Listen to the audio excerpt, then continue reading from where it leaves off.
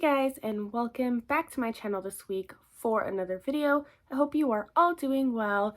If you're new here, welcome, and thank you so much for clicking on this video today. If you do enjoy this type of content, don't forget to subscribe and hit that notification bell as I do post videos every single week, and I would love it if you would join me. I have another ear infection. I swear this time I did not touch any Q-tips.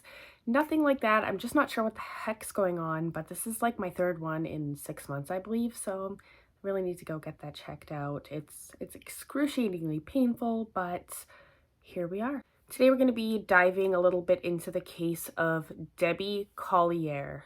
It is a recent case that just happened earlier this month and is still ongoing, so I'm just going to dive into what we know so far, and I'm going to try to keep you guys updated along the way. So if you're interested in exploring this mysterious case with me, then just go ahead and keep on watching. Debbie Collier was a 59-year-old wife and mother from Athens, Georgia, who recently went missing earlier this month on the morning of September 10th, 2022. The last time she was seen was by her husband Steve the night before at around 9 p.m. He stated that they sleep in separate bedrooms due to his snoring. At first, he didn't think too much of it, assuming she had just gone out to get some groceries. However, he grew suspicious when she did not return or answer any of his calls. Debbie's daughter Amanda grew worried when she received a money transfer from her mother of over $200,000 with a cryptic message that read, "They are not going to let me go.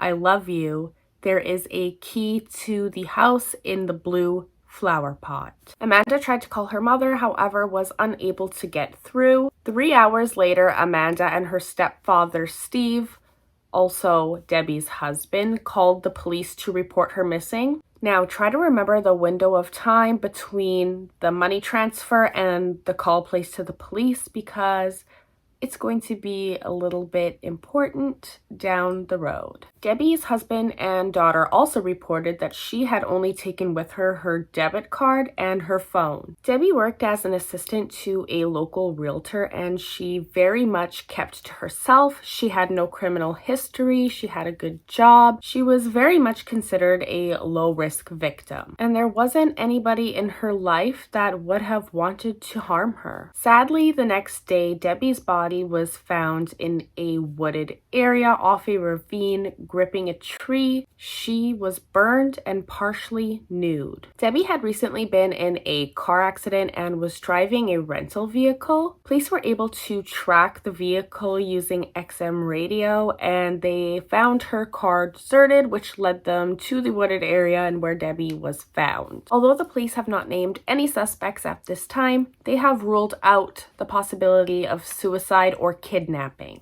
The crime scene was located miles away from Debbie's home, almost on the outskirts of the city. On Tuesday, September the 27th, video surveillance was released showing Debbie at a dollar store not far from the crime scene.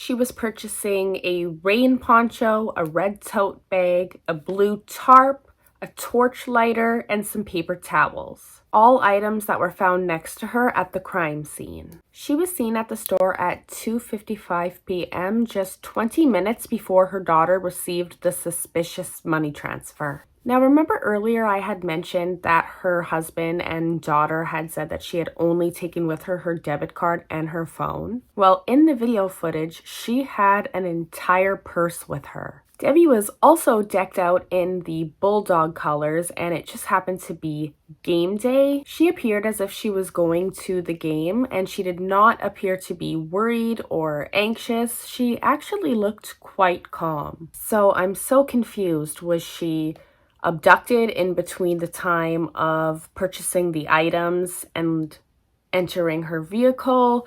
Was she forced to purchase the items used in her death? What happened in between the time she left the dollar store and the time the money transfer was sent? Why was she so far from home purchasing these items when there was many stores that she would have passed on the way that she could have stopped at? Debbie also had a bad back, so it was highly unlikely that she would have been hiking at her own will into the woods. Was she murdered somewhere else and then dumped? According to Debbie's sister, the man that she had gotten into the car accident with was an ex-convict who was not supposed to be driving, as he was just recently released on parole. Debbie had allegedly hit his truck from behind. He had begged her not to tell the police and not to report the incident. So let's talk a little bit about the daughter who received the very, very sketchy money transfer. Amanda and her ex-boyfriend had a history of domestic violence, and he had been arrested multiple times. Amanda had also been arrested in the past, and he had actually reported to the police during a domestic violence incident one time on police body cam, which I'm pretty sure that you can find if you look up this case, that Amanda had stolen hundreds of dollars for him in order to buy drugs. She allegedly had a history of drug abuse. So automatically I'm getting red flags. I already thought that it was suspicious for the money transfer and the message, the timing, everything's off. But now they're mentioning domestic violence and drug abuse. I do not know what to believe at this point. Both Amanda and the ex-boyfriend's phones have been taken by the police. Allegedly, a year before Debbie's disappearance, the boyfriend had left a threatening note saying, "Have a nice life, you lying blank. If you or your family ever come near me again, I will hurt them." I also find it extremely suspicious about the timeline. If she was truly worried about her mother, why didn't she call the police right away? Why did she wait 3 hours knowing that her mother had been missing, and then she gets this money transfer and she gets this message along with it? Why didn't the husband report it right away? Did she not tell the husband? None of it makes any sense to me at this point. And with that being said, that brings us to the end of this video today.